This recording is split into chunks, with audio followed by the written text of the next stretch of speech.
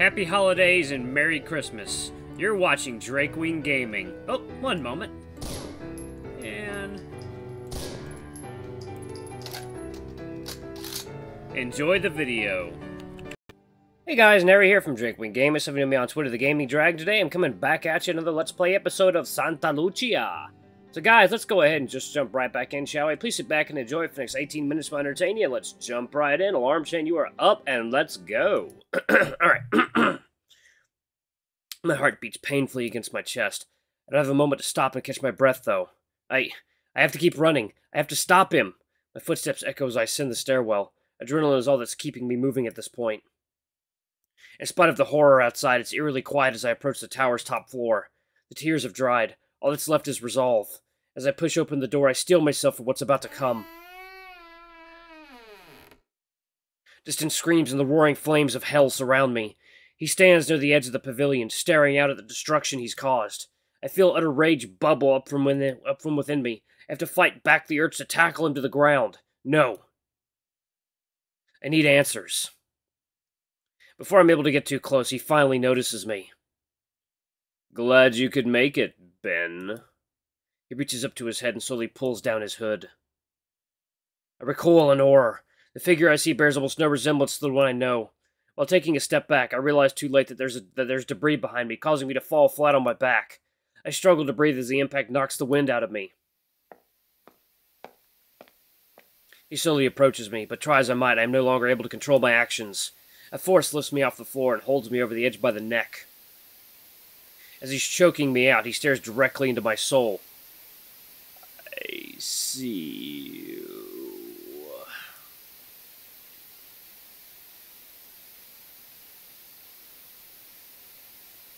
Oh, God. Ha! Chris, you son of a bitch! Blah! I jolt awake only to be greeted by Chris's smiling face staring at me from the other side of the desk. Bennett, great news! You scored super high on your reading comprehension test. I stare at him exasperated, eyes blinking. Chris? What the hell was that for? You scared the shit out of me. His expression quickly deflates.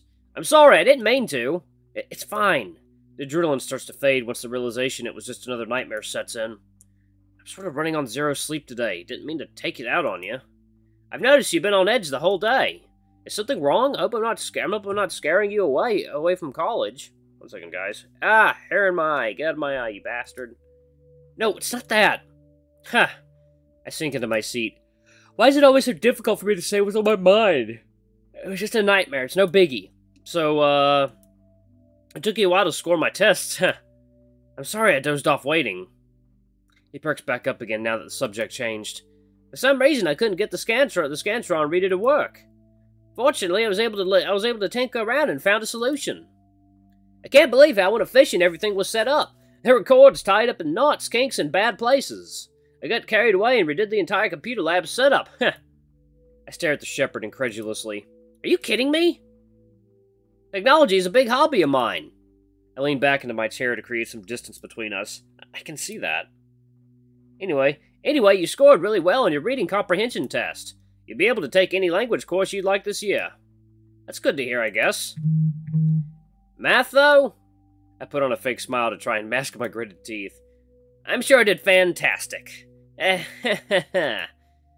You, might have to take some remedial courses down the line. Damn it! I stare out the window. The sun's getting kinda low. How long have we been at this now? Here, I finished the last test before I passed out. I pushed the packet over to Chris's side of the table. Perfect! I'll go get the test results now! Oh, God. Chris spasms out of the room. Without saying another word, he dashes out of the room. I turn my attention back to the window. It's a bit hard to see, but behind a few trees I'm able to catch a glimpse of the ocean's horizon. The sun hangs over the glassy surface, giving it an orange-red sheen. I take out my phone to check the time. Crap! I must have ran out of juice sometime during the tests. I sigh and put it back into my pocket, then glance out the window again. Huh? The sun's reflection on the window begins to distort. After a few seconds, it splits into two distinct spheres, giving the impression of... Yeah! Something's staring at me. A cold chill runs down my spine, but I'm unable to look away from it. Oh dear, dear. Soon the rest of the window starts to darken, leaving only those red, piercing eyes glaring into me. Drawing me in. Calling to me. Here we go! I've snapped back to reality when Chris walks in with a new sheet of paper. Ah! I look back at the window to see the scene has returned to normal. The sun continues to set on the horizon. Let's check out your results together, ha! He wraps around to my side of the table and pulls up a chair. You okay? Yeah, just the sleep deprivation getting to me. Don't tire out on me too quickly. We've still got a couple things to do before the day is over. Great. I mean, great! I fake a smile. Those nightmares. I'm gonna have to find a way to ignore them. I don't want them getting in the way of college. Yeah. He places the page between us so we can both read it. According to the results of all 3 tests, the algorithm suggests you'd be interested in journalism. He points a finger at a line towards the bottom. Wait, really? I grab the page and look for myself. Huh. I guess I never thought about that. My dad used to be a journalist before he earned an executive position at WNC. He never pushed me to be one, but glancing over at the window, I can see my reflection looking back at me. The cat has an unexpected smile on his face. I guess it makes sense. Yeah. Sounds like fate! Images of me traveling the globe, covering world events and inspiring change flow through my mind. I think the test might be right. Haha! Well, interesting. Chris leads me to a familiar building from earlier. The Psychology and Communications Department? Yep. We're going to meet your faculty advisor and set up your first semester of classes. I feel a strange, nervous sensation in my stomach. Like, one-on-one? No. I'll be there too, so I know what the plan is. Undeclared students are given a little extra guidance to make sure they stay on track. I see. I really regret not figuring out what I wanted to do before I got here. It definitely makes it seem like I'm not taking the whole thing seriously. Ugh, Dad would kick my ass if he knew. Right this way! Chris holds open the door to the building's lobby. Thanks. The setting sun coats the hall in an orange tint, giving it a surprisingly elegant atmosphere. Wait here, let me go find your advisor. He walks quickly down the hall and knocks on a door. I take a seat on a chair facing the entryway. Dr. Dubois, are you still here? I hear a muffled voice respond to Chris, but I can't make out what's being said. It's Chris Davenport. I have an undeclared student interested in pursuing journalism. The voice replies again. Bennett, he's ready to see you. Oh, okay. I jump to my feet and follow after Chris, not wanting to leave the professor waiting. As I walk in, I'm struck by how much the room reminds me of the office of the therapist my dad took me to. Oh, hello there. Please, take a seat, young man.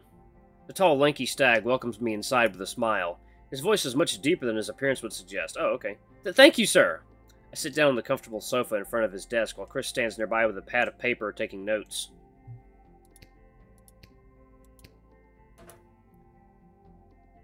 Just one moment. He starts typing away at his computer. I'm Mr. Dubois, by the way. I assume you were assigned to me after taking the career interest test. Yes, he was. Ah, excellent. Professor finishes what he was doing and turns to face me once again. Young man, may I have your student ID card for a moment? Oh, sure. I reach into my pocket and pull out my wallet, getting another glimpse at the embarrassing quality of the photo on the card. Ugh, I wonder if I can get another. Here you go. Mr. Bennett Rivers. It's good to meet you. Likewise, sir. He stares down at the card while typing, which leads me to believe there's information on it that he needs. You can have your card back, Bennett. He slides it across the table. Thank you, sir. You're now registered along with the rest of my students. He smiles at me, causing me to put my guard down. Let me tell you a bit about how this system works. I'm your academic advisor, so any questions you have about your degree and requirements you need to complete, I'm your guide. Okay.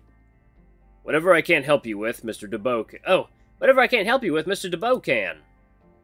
Ho. Don't be a stranger, my door is always open. Now, let's go over your class schedule for the semester. Right. You might need to stand so you can see my screen. I do as I'm told and get close enough to get a decent view. As a new student, you are required to take the freshman seminar course. It is on Monday, Wednesday, and Friday, and comes in 2 sections. In the morning, you will attend a lecture with students from other mentorship groups. In the afternoon, you will have a study lab alongside your student mentor and the rest of your group. Oh, I can't wait to start that! It's gonna be so fun! That's good. I get to see more of these guys through the semester. What's the class about? It's designed to teach students effective study techniques and ease them into the academic rigors of university. There's also the part about social responsibility. Of course, can't forget about that. We pride ourselves in teaching our students not only their coursework, but how to be active citizens in their life. I see. Not gonna lie, this sounds like a ton of mumbo-jumbo. Since you've decided on journalism as your career interest, we've also been assigned Intro to Journalism on Tuesday and Thursday mornings. Awesome! He leans back in his chair and smiles. An important part of the journalism program is writing for the school newspaper. What? You won't have to worry about it right away, since it's integrated into the intro course. You'll be expected to write at least one article a month each semester for your degree. I know a lot of students get scared away from the program by that, so I'm letting you know ahead of time. Are you still interested? It's not too late to change your mind. Huh. That certainly gives me something to think about. It'll add up over time if I get too lazy. Well, I guess I have to learn to not be lazy. Yeah, I'm still down for this. Alright. Dr. Dubois? That's Mr. Dubois. Dr. Dubois types a bit and makes confirmations for the classes so far. Next, we have slots for 2 additional courses. Most students prefer to take 1 general education course and 1 elective course to balance out their schedule. Sounds good to me. Have you thought about what you'd like to take? Scratch my cheek.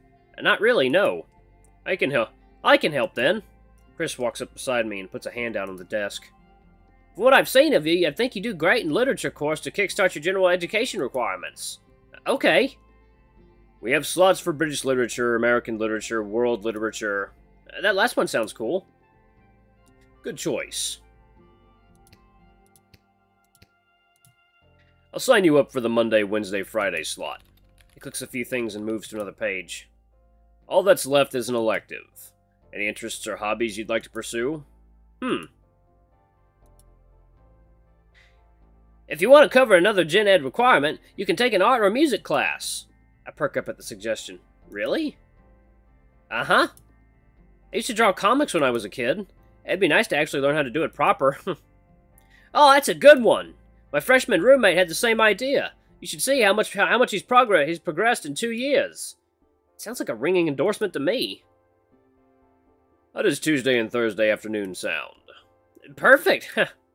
I'm subconsciously aware of my tail swinging behind me. Bennett, I'm glad to see you're excited about being a student now. Eh? I promise you, your first semester is going to be amazing. I can't wait to see you grow and flourish. I feel tears start to sting the corners of my eyes, but I hold them back. I smile at Chris. Thanks. I haven't had someone like this in my life since my sister. Here you go, Mr. Rivers. Eh? I'm torn away from my thoughts when Dr. Dubois hands me a sheet of paper. I didn't even hear him print it out. This is your course schedule for the semester. If you have any questions, you can come see me during my office hours or send me an email. All the information you need should be on the page. Thank you, Dr. Dubois. My pleasure. Thank you, Chris. Now don't you two have somewhere to be? It's getting pretty late. Oh, that's right. Bennett, we need to get going or you'll miss it. Huh? Miss what? It's a surprise. I can't tell you.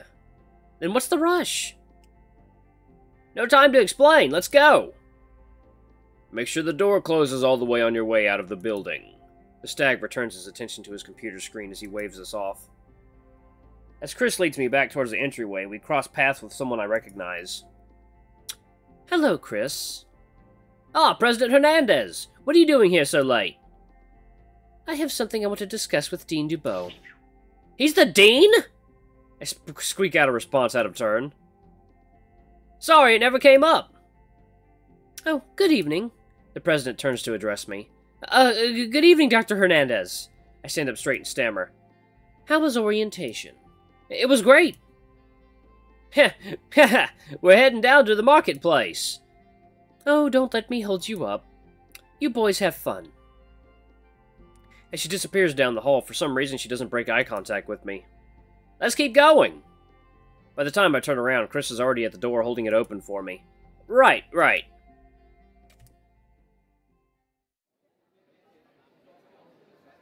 It doesn't take long for us to arrive back at the seaside marketplace. The walk over was surprisingly quiet, and nobody was in sight, but I guess I see the reason why. As we turn the corner towards the seating area by the beach, I'm astonished by how many people are gathered. Practically every table is full of students chilling and hanging out, and I'm sure if I looked over the edge there'd be just as many on the beach. It's kinda overwhelming. Yeah, I think we might have been the last ones to show up. It doesn't make me feel better, you know. Gah, sorry. Heh, don't worry about it. Anyway, go see if you can find the others. I've got something I need to do still. Wait, you're leaving me alone? Orientation is over, but there's one last thing about to start that'll cap off the whole day. Don't worry, it'll be totally worth it. But I... See you later, Bennett. He dashes off towards the building and blends into the crowd. If I had any chance of following him, the moment is lost. Ah! I rub my forehead. The lack of sleep is giving me a migraine that won't go away. I wonder if I can pick up some aspirin inside the marketplace. Squeezing past a few students who were rudely having a conversation in front of the door, I find myself in a brightly lit grocery store. A brightly lit little grocery store, okay. The noise of the crowd outside drowns out whatever silly song is playing over the speakers. I browse through a couple aisles looking for anything interesting. Honestly, the fluorescent glow kind of hurts my eyes. Ooh! In one of the back corners, I find a section with hot, pre-made meals warming in the kind of glass cabinet you'd see in a gas station. That pasta looks pretty tasty. My stomach growls as I reach in to grab a chicken fettuccine bowl. Ow, it's hot! I accidentally brushed my hand against the metal grate on the layer above, but I managed to get the meal out safely. Now, where's the aspirin? I walk down another aisle and grab an iced tea bottle from one of the refrigerators and start heading towards that checkout line. Ah! Not only do I find what I'm looking for behind the counter, but I also see a familiar squirrel standing in line. Karina! Ben, there you are! In her hands, I see a prepackaged salad and a bottle of water. Grabbing dinner too, I see? Grabbing dinner too, I see? Yep. I get in line several people behind her. Meet me outside, okay? Sure thing. The line is swiftly taken care of by the old wolf behind the register. When it's my turn, I ask her for one of the aspirin bottles. The price of everything is a lot more than I expected, but I grin and bear it. It's something I'm going to have to get used to about college life. I find Karina standing near the door. Apparently, the rude group decided to find somewhere else to loiter. I'd say let's go find a seat, but... Yeah, I saw her earlier. Why don't we settle down on the ground over here so nobody steps on us? Okay. I lead her off to the side to an area of the building where we can rest our backs on. Where we can rest our backs on it. Ah. Without hesitation, she starts digging into her salad. Ah, I'm starving. So, how'd it go after everyone split up? Alright guys, I'm going to pause it right here. Thank you all so much for watching. Don't forget to like, comment, subscribe, ring that notification bell. Leave a super thanks or tip if you can. It always helps. Until the next video, I love you all. I'll see you next time. Bye-bye!